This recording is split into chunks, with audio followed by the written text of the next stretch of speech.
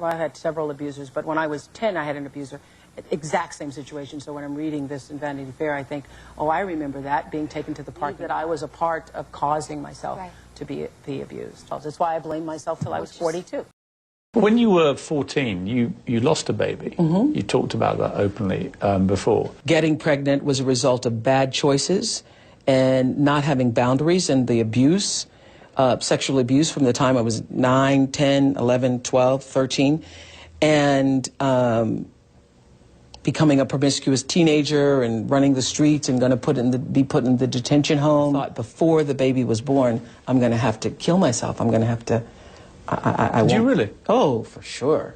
For sure. My mother said, you can't stay here, so I had to move to live with my father in Nashville.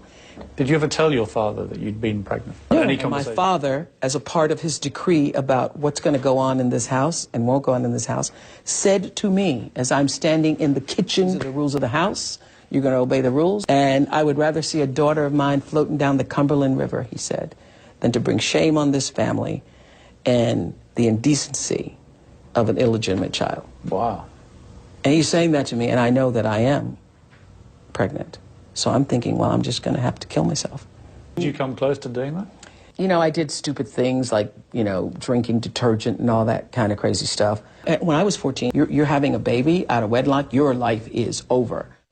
I've done so many stories about women who were in relationships where they were battered, and they would say, I remember, you know, interviewing some famous ones once who said, oh, but he just shakes me. He just pushes, yeah. And you went through that and finally got to the point, too, where you realized this is really abuse. Yeah, yeah. I got hurt by accident a lot. Yeah. It was that. Oh. It was, he didn't realize how hard he grabbed me or shook me or pushed me. Yeah. And I would fall and hit something, and then I'd be hurt. And it would be like, well, he didn't mean for me to hit that thing. He just thought he was pushing me. That happened to me in my 20s, where he'd slam the door on my hand, or I'd accidentally get, and then one day I fell, and I fell in front of the mirror in the hallway, and I saw myself, and I started to cry for this woman that I had allowed myself. You were out of your body. I'm out of my body. I bet Does you that can ever happen to picture you? that moment right now. Yes, I can. I can picture being thrown on the hood of a car like it was an hour ago. Yeah, and running from him, carrying my shoes and running from him, running into backyards trying to get away from him because I was afraid for my life. Yeah, it's so out of body. You're like, I'm not this woman. Who's this woman? Yeah. Why am I in this woman's body who's running from her boyfriend? This can't be me. Yeah. And you always want to tell yourself that it's something else. Because when I grew up, I'd seen my cousin Alice being beaten by her boyfriend who beat her regularly, and I was always, I will never be that woman. And I held myself superior to that. I'm not that kind of woman. Not that kind of woman. Yeah, and then you realize that there is no kind of woman. There is no kind of woman. It happens to all women. Yes. It's not, you know, who we picture. I think I had a really distinct picture of what I thought an abused woman looked like. Really, it's CEOs, and it's powerful, brilliant women. Sometimes I'm in a boardroom or I'm in situations where I'm the only woman, I'm the only African-American person within, you know, a 100-mile radius. And I can see in the energy of the people there, they don't sense that I should be holding one of those seats. I can sense that. Yeah, of course. But I can never tell, is it racism, is it sexism? Because often it's both. Mm-hmm. I mean, the sexism thing is huge.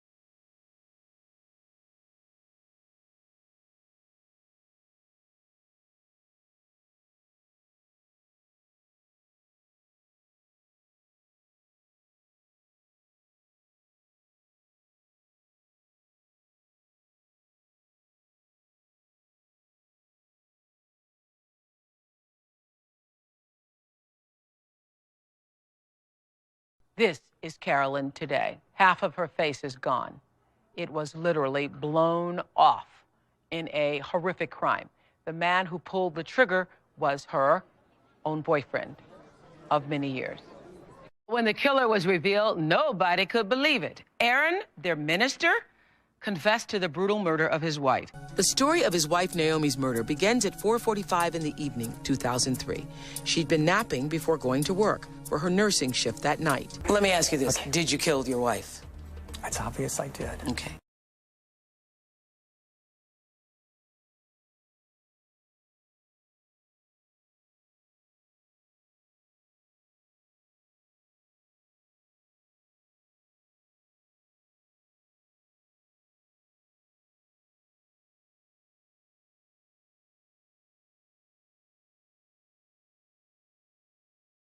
Every 9 seconds, a woman is abused in the U.S., and every day, 3 women are murdered by their husbands or boyfriends. This is the reality of an epidemic of domestic abuse that takes place in all races, all regions, and all across economic lines in this country.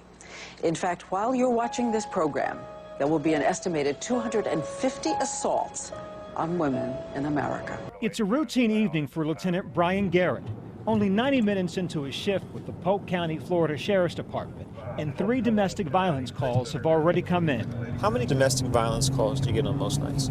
Might not be unusual to have 6 or 8. It's the first time this has happened.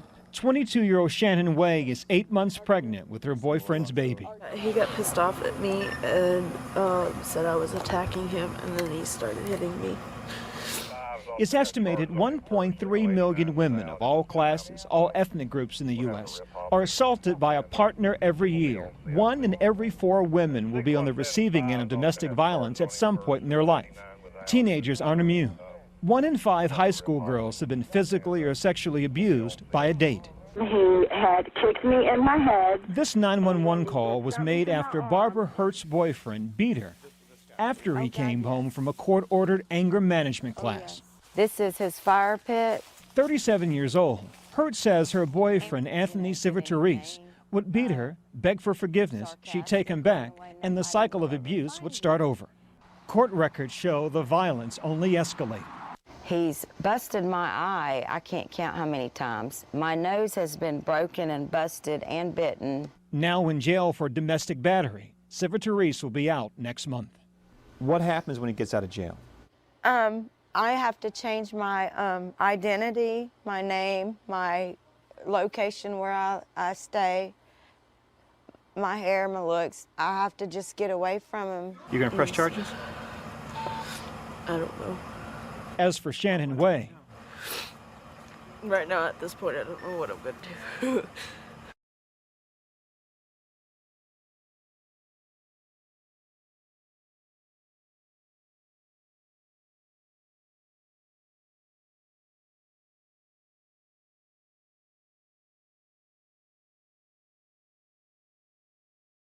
Since we're at this 1-year mark of the Me Too movement, can you share with us what you saw at those networks? CBS News, I think it's clear from Ronan Farrow's excellent reporting that they have a real culture problem there.